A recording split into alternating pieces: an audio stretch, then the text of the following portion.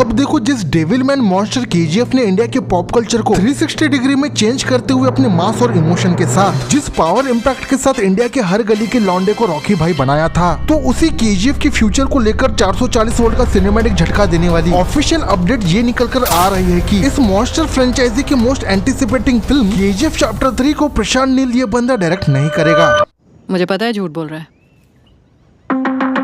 तो भाई साहब, जॉ ड्रॉपिंग धरती को फाड़ के रखने वाला मुद्दा मामला ऐसा है कि रिसेंटली सलार मूवी के प्रमोशन के दौरान मॉन्स्टर ब्लॉकबस्टर केजीएफ मूवी का ये डायरेक्टर क्रिस्टल क्लियर तरीके से केजीएफ चैप्टर 3 के ऊपर अपडेट देते हुए फर्स्ट ऑफ ऑल इस चीज को क्लियर कर दिया है कि केजीएफ चैप्टर 3 की स्क्रिप्ट 1000 करोड़ की pan India movie KGF chapter 2 के बाद से ही रेडी है। बट यहाँ पर पत्थर का भी दिल तोड़ने वाली बात यह है कि बंदे ने इस बात को भी घुमा फिराते हुए ऑफिशियली कहा है कि वो शायद ही केजीएफ चैप्टर 3 का पार्ट बने। कहने का सिंपल सा मतलब यही है कि बंदा किसी भी एंगल से इंटरेस्टेड नहीं है केजीएफ के चैप्टर 3 को अपने सैवेज विजन के साथ डायरेक्ट करने के लिए। और जब इस दिल तोड़ देने वाले इंटरव्यू के अंदर इसके पीछे का रीजन पूछा गया, तो उस टाइम पर केजीएफ पे टेक लेते हुए प्रशांत नील ने अपने जज्बात को कुछ इस तरीके से बयां किया कि बंदे ने अपने विजन से एड़ी चोटी का जोर लगाते हुए लिटरली ऑडियंस और फैंस को 1000% की फैन सर्विस दी है। और वैसे भी टेक्निकली देखा जाए तो प्रशांत नील ने केजीएफ चैप्टर 2 के अंदर ही रॉकी द मॉन्स्टर को डेट दिखाते हुए केजीएफ के सारे फकिंग चैप्टर्स को एक हिसाब से ऑफिशियली क्लोज कर दिया है। और आने वाले टाइम पर जो केजीएफ की चैप्टर 3 मूवी बनेगी,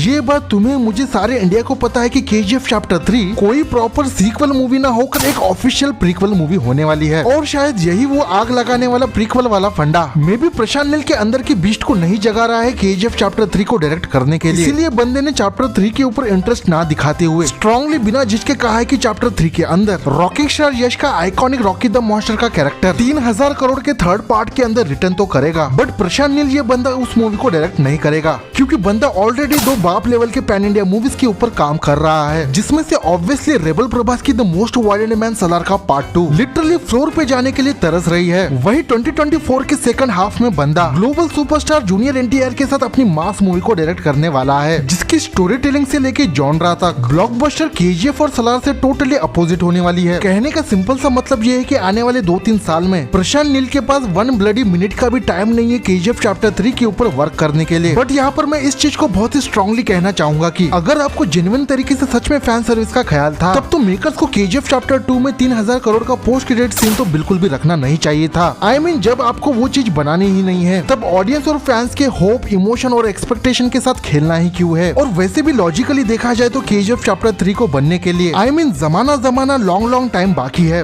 कहने का मतलब ये है कि जिस 2G की स्पीड के साथ आज के डेट में क्रिएटिवली स्मार्ट डिसीजन लेते हुए रॉकिंग स्टार यश अपनी मच हाइप मूवी टॉक्सिक को रिलीज कर रहे हैं 2025 में, तो उस हिसाब से डेफिनेटली कितनी भी जल्दी अगर केजीएफ चैप्टर 3 की मेकिंग स्टार्ट की जाती है, तब भी इस ब्लडी मॉन्स्टर मूवी को बिग स्क्रीन पर देखने के लिए 2027 या 2028 तक हमें बहुत ही लंबा वेट करना होगा। यहाँ पर अगेन 1000 करोड़ का क्वेश्चन ये है कि क्या कोई भी लौंडा या बंदा इस बात के ऊपर यकीन करेगा कि जिस ब्लॉकबस्टर केजीएफ के जायंट गॉडजिला लेवल के वर्ल्ड को, उसके आइकॉनिक मॉन्स्टर कैरेक्टर को, या फिर उसके दिल को चीर के रखने वाली इमोशनल स्टोरी को, जिसे प्रशांत नील ने खून पसीना बहाते हुए बिल्ड करके डेवलप किया है किसी भौकाल से भरे सिनेमैटिक एम्पायर की तरह, वो monster evil devil KGF chapter 3 क्या सच में प्रशांत नील के बिना बन पाएगी? इस पर अपने ऑनेस्ट ओपिनियन बिना भावनाओं में बहते हुए कमेंट करके बता सकते हो। तो इसी बात पर जीबीएफ का ये वीडियो तुम्हें दिल पे लगा हो तो लाइक, शेयर और सब्सक्राइब करना। ज्यादा बात करनी हो तो इंस्टाग्राम और ट्विटर पे आ जाना। तब तक मैं मिलता हूँ किसी नए कंटेंट के साथ। Take care, good bye.